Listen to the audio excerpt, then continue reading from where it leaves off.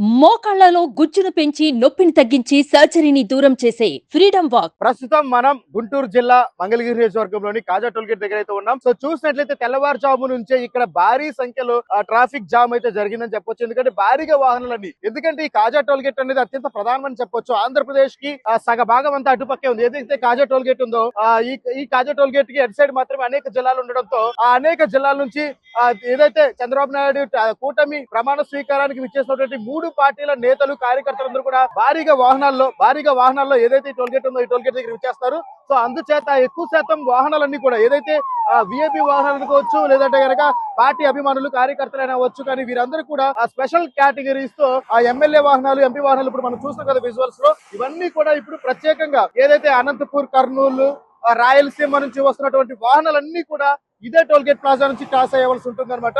So ఈ toll gate plaza వద్ద నుంచే ఏవైతే మనకి ఉన్నటువంటి ఇతర జిల్లాలు ఏవైతే ఉన్నాయో కర్నూలు, రాయలసీమ, నెల్లూరు, గుంటూరు జిల్లా, అదే ముఖ్యంగా హైదరాబాద్ కు సంబంధించిన వాహనాలన్నీ కూడా పాస్ అవడానికి, ఆంధ్రప్రదేశ్ లోకి ఎంటర్ అవడానికి ఉన్నటువంటి ఒకే ఒక్క దారి ఈ కాజా టోల్ గేట్ అని చెప్పొచ్చు. సో ఈ కాజా టోల్ గేట్ దగ్గర ప్రస్తుత పరిస్థితి ఈ విధంగా ఉంది. అదే విధంగా ముఖ్యంగా మనం చూసినట్లయితే భారీగా బందోబస్తు, అదేవిధంగా సిఆర్పి బలగాలు, అదేవిధంగా పోలీస్ సిబ్బంది కూడాను ప్రత్యేక వాహనాలన్నీ కూడా తనిఖీ చేసిన తర్వాతే వాహనాలు అనుమతించే కార్యక్రమం అయితే జరుగుతుంది. ముఖ్యంగా మనం చూసినట్లయితే ఇప్పుడు కాజా టోల్ గేట్ దగ్గర భారీ సంఖ్యలో ఏదైతే తెలుగుదేశం కార్యకర్తలు, అభిమానులు ఆ బస్సులతో, ప్రత్యేకమైనటువంటి బస్సుల రూపంలో కూడా ఈ టోల్ గేట్ పాసాన్ని క్రాస్ చేస్తూ జరుగుతుంది. సో ఎవరి దగ్గర అయితే మాత్రం పాసులు అయితే ఉంటాయో వారిని మాత్రం అనుమతించడం జరుగుతుంది. పాసులు లేనటువంటి వాహనాలన్నింటినీ కూడా నిలిపివేసి వారిని క్షుణ్ణంగా తనిఖీ చేసిన తర్వాత అనుమతించడం జరుగుతుంది. ముఖ్యంగా మనం చూసినట్లయితే విజువల్స్ కిట్ సైడ్ చాలా మంది కార్యకర్తలు ఏం చేస్తారంటే వాహనాలను సైతం అటు సైడ్ ఆపేసి వచ్చి ఇక్కడ నిలబడి మరి అవసరమైతే ఇటు పక్క నుంచి ఏవైతే వాహనాలు పాస్ అవుతాయో, ఆ బస్సులు కానీ కార్లు కానీ పాస్ అవుతాయో అవి ఎక్కి మరి వెళ్ళడానికి, ఏదైతే ప్రమాణ స్వీకార మహోత్సవానికి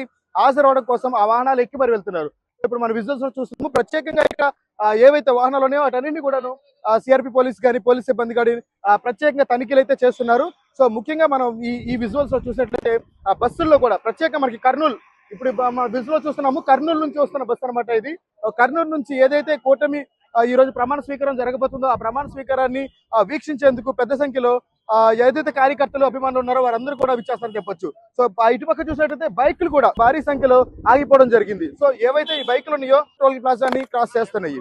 సో ముఖ్యంగా మన విజువల్స్ లో చూసినట్లయితే తెల్లవారుజాము నుంచే ఎక్కువగా భారీ సంఖ్యలో వాహనాలన్నీ కూడా ఈ కాజా టోల్ గేట్ దగ్గరికి వచ్చి ఆగడం జరిగింది. సో ఇప్పుడు మనం చూస్తాం కాజా టోల్ గేట్ ని మనం క్రాస్ చేయడం జరుగుతుంది. సో ఇప్పుడు మన విజువల్ చూసినట్లుగానే కాజా టోల్ గేట్ అయితే కొంచెం బాగా రద్దీగానే ఉందని చెప్పొచ్చు. ఈ రద్దీలో నుంచి ఎక్కువ వాహనాలు, అంటే దాదాపుగా 5 కిలోమీటర్ల మేర వాహనాలన్నింటి కూడా నిలిచిపోవడం జరిగింది.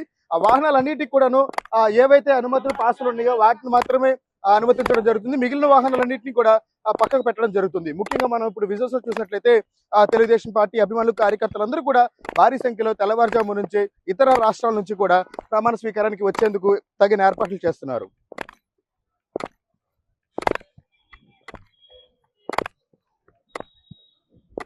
కట్టింగ్